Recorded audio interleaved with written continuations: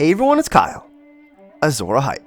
Happy Monday, I hope you're all having a fantastic week so far. In this video, I will be reviewing and breaking down each epic scene of episode 3 of The Mandalorian, which may have been my favorite piece of Star Wars content that we've seen since the original trilogy. So warning, there are spoilers in this video. Also, if you're new to the channel, I will be creating daily Mandalorian videos, and I'm going to be mixing it up with fun Easter egg videos, Star Wars lore, and a weekly podcast which usually drops on Monday. So feel free to subscribe and hit that notification bell if you want to keep up to date with content on the channel.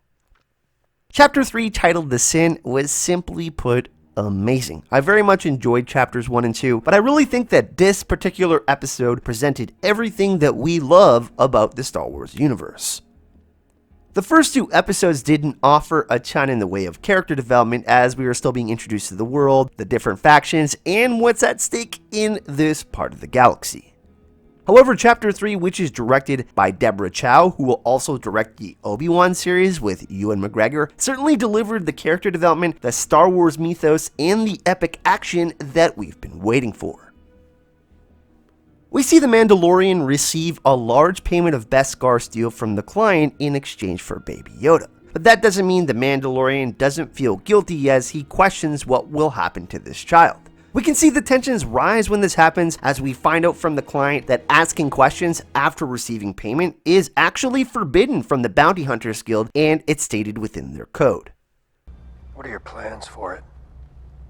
How uncharacteristic of one of your reputation. Nonetheless, we do see the Mandalorian accept the client's payment and return to the Forge without Baby Yoda with a bunch of Beskar steel. However, this doesn't come without a cost, and we see the other Mandalorians aren't very happy that he took this bounty and essentially returned with dirty money from the Empire. Our world was shattered by the Empire, with whom this coward shares tables.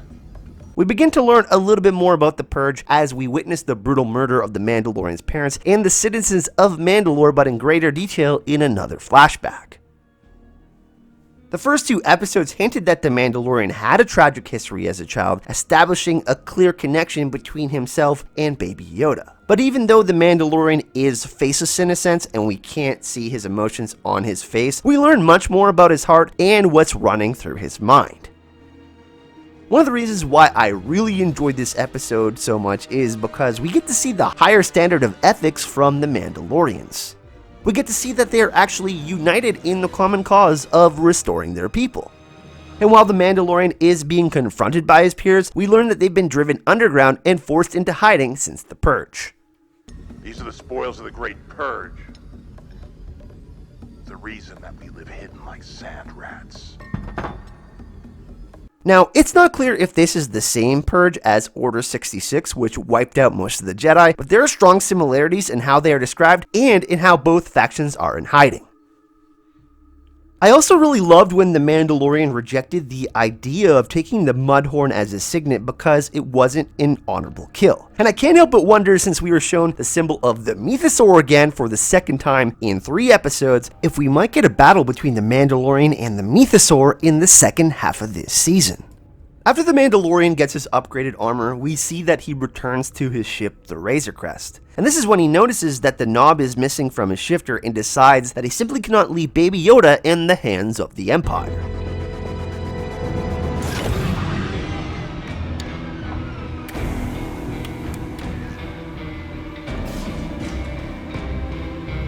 It's clear that he has an affection for the child, and after listening in on the conversation between Dr. Pershing and the client about needing to extract something from the child, he realizes that he needs to act quickly.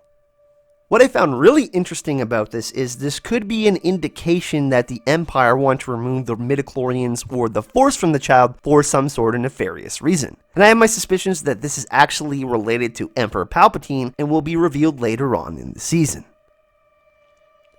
We then start to get to the epic parts of the episode, and I absolutely love this. The fight scene with the Stormtroopers delivers in the most epic of ways. We get the roasting of the Stormtrooper, we get the close quarters combat where the Mandalorian is both the hunter and the hunted, and we also get the epic scene where he uses his extremely rare whistling birds that he got from the armorer earlier in the episode while he is completely surrounded, allowing him to kill all the Stormtroopers and to escape with Baby Yoda. When the Mandalorian is saving Baby Yoda, we find out that Dr. Pershing is actually worried that the Mandalorian was going to harm the child. So I find it very interesting that Dr. Pershing and the client's intentions don't seem to be aligned, and I'm very curious as to why he cares so much about the safety of Baby Yoda. And then we get to the main event of the episode, the final 10 minutes of the episode, which actually may have been perhaps the most enjoyable and epic 10 minutes of television that I've seen in a very long time. The bounty hunter fight with the Mandalorian, where he's pinned down risking his life to protect Baby Yoda, reminded me of something that we might see in a John Wick movie. And I thought it was really brilliant that this episode chose to focus on the Mandalorian's morality conflict with the guild's ethics. And once he made up his mind to save Baby Yoda, we knew that he wasn't going to waver again. And this is why we have the most powerful moment of the episode, when all the Mandalorians with their Boba Fett-like jetpacks come out of hiding to save one of their own, to stand behind him in support of what he was taking a stand against and the very people that had played a role in destroying their culture. The episode did play out in ways that was expected, with the Mandalorian choosing not to abandon Baby Yoda in the end, risking his life for the child, but I also felt like we were spoiled with the epic fight scenes that were good enough to perhaps be featured in a season finale episode. And we were shown that the Mandalorians sacrificed a lot to support one of their own, because This is the way. This is the way. some of the other awesome things in the episode, Jon Favreau was one of the Mandalorians. I believe his name was Paz. He was the one with the Gatling gun, so that's pretty badass that he made a cameo in this episode. I really thought that Deborah Chow did an amazing job, and I think this bodes well for the Obi-Wan series. She did a really good job on this episode, and if we're getting, a season or two of Obi-Wan, then we should be really excited that she's going to be directing Obi-Wan. Bryce Dallas Howard is going to be directing episode 4, so that's going to be really awesome. And Gina Carano will be featured in episode 4 with The Mandalorian, where they're going to be protecting some village. It says in the synopsis of the preview. So really excited for episode 4. For me, this episode was a 10 out of 10, but what do you think? What would you rate the episode out of 10? What were your favorite moments? Let me know in the comments section. Let's keep this discussion going, and let's chat more about The Mandalorian. Thank you for watching if you got this far. Of course, if you enjoyed this video, lots more videos to come. Feel free to subscribe and hit that notification bell so you don't miss out on any Star Wars content. And I really do believe that this is the way that Star Wars is meant to be enjoyed. I've spoken.